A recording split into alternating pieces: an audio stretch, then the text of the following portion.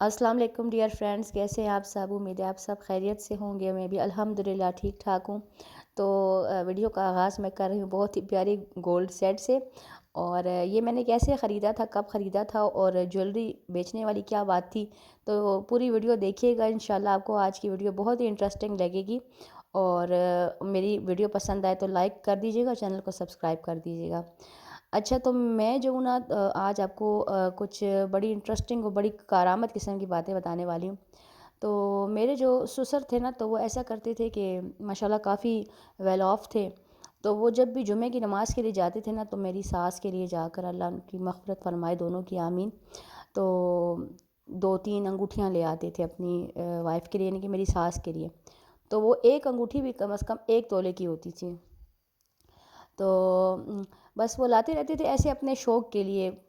ایسے ہر انسان کو اپنی بیوی سے محبت ہوتی ہے، تو اس زمانے میں مطلب پیسہ بھی ان کے پاس کافی زیادہ تھا، اور جیسے کہ آج کل کے مرد فروٹ خرید لاتے ہیں، اس طرح وہ جویلری خرید لاتے تھے، لیکن ان کو پتہ نہیں تھا کہ آگے جا کر یہ جویلری ان کے بچوں کو کتنے کام آنے والی ہے۔ بہرحال انہوں نے کافی گولڈ ہماری ساس کو بنا کر دیا تھا، اور کافی ماشاءاللہ سے جائیدادیں بھی تھیں ان کے پاس۔ اور ایسا ہوا کہ پھر اچانک ہی مطلب میرے ہسبینڈ جو سب سے بڑے بھائی تھے، اور وہ تقریباً صرف 11 سال کے تھے، اور ان کے ابو کی ہارٹ اٹیک سے ڈیتھ ہو گئی۔ اور کافی ان کی پراپرٹیز تھیں جہاں سے رینٹ آتے تھے، لیکن جو ہی مطلب سر پر سایبان نہ رہے، تو وہ لوگ جو ہے، آپ کو پتہ ہے ہمارا کیسا معاشرہ ہے، اتنا ظالم لوگ ہیں، تو جو رینٹ تھا وہ دیتے ہی نہیں تھے بالکل۔ اور جو بزنس تھا وہ بھی، جو آدمی بیٹھ گیا تھا، جو ان کا منشی تھا، یا جو، وہ بھی پیسے نہیں دیتا تھا، بہت ہی کم پیسے دیتا تھا، اتنا کم پیسے کہ جیسے کہ مطلب ایک دم انسان بادشاہ ہو اور ایک دم بالکل غریب ہو جائے، بس یہ والا حساب کتاب تھا۔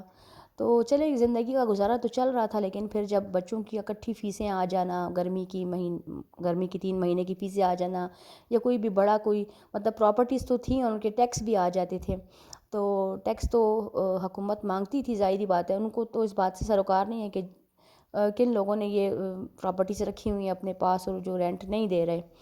تو اس وقت پھر وہ میری ساس کی جو جویلری تھی نا، تو وہ کام آئی، جو میرے سسر نے ان کو ماشاءاللہ بہت جویلری بنا کر دی تھی، مطلب 50-50 تولے کے کڑے اور چوڑیاں، کئی زیادہ، بہت زیادہ ماشاءاللہ ان کے پاس گولڈ تھا۔ تو جو میرے سسر کا ایک مشغلہ سا تھا، اور وہ مشغلہ ان کو نہیں پتہ تھا کہ کل دن کو میری بیوی اور میرے بچوں کے وہ کام آئے گا۔ تو اسی طرح میری ساس نے اپنے بچوں کو جوان کیا۔ ہاں، پھر وہ جب ماشاءاللہ سے جوان ہو گئے، میرے ہسبینڈ مطلب میٹرک میں تھے، اور تب انہوں نے کیس لڑنا سٹارٹ کیا، اور پھر اپنی جو پراپرٹیز جو لوگوں نے قبضہ کر لی تھیں، وہ انہوں نے واپس لے لیں۔ تو بس اللہ تعالیٰ کا کرم تھا، لیکن وہ جو سخت وقت تھا نا، تو وہ جو ان کے پاس سیونگ تھی، جو گھر میں سیونگ تھی، اس سے ہی ان کا وہ جو سخت وقت تھا نا، تو وہ آرام سے اللہ تعالیٰ نے گزار دیا۔ تو میری عادت ہے نا کہ جو میں کسی سے کوئی اچھی بات سنتی ہوں تو میں اس پر عمل کرتی ہوں۔ آج کل کی نسل کی طرح نہیں ہے کہ ایک کان سے سن کر دوسرے کان سے نکال دو۔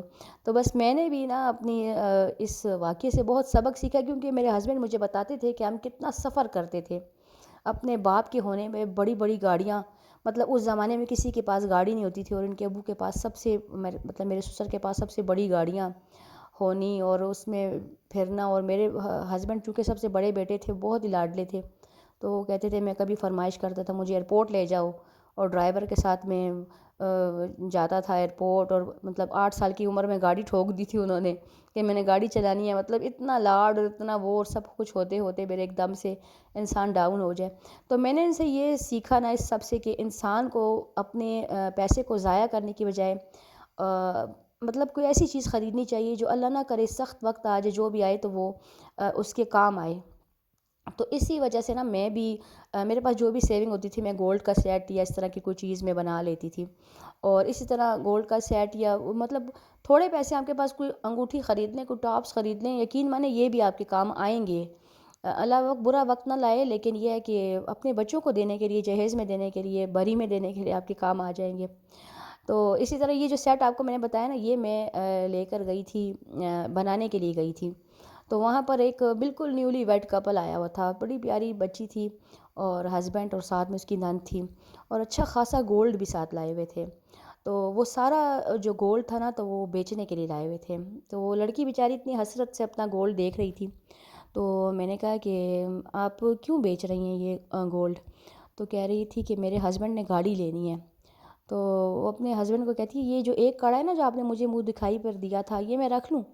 تو اس کے ہسبینڈ کہتے ہیں نہیں یہ بھی نہ رکھو. تو مجھے اتنا غصہ آ رہا تھا نا.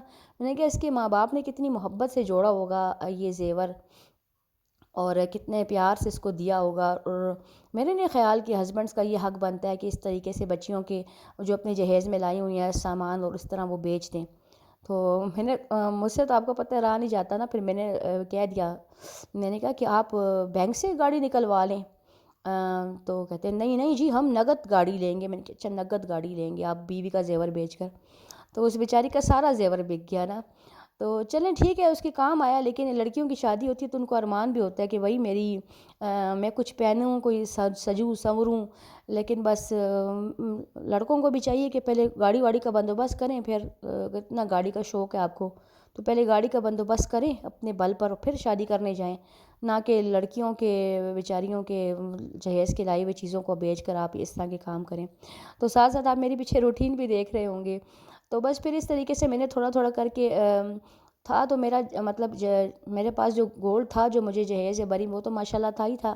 لیکن میں نے اپنی بچت سے کبھی بھی مطلب اپنے پیسے ضائع نہیں کیے.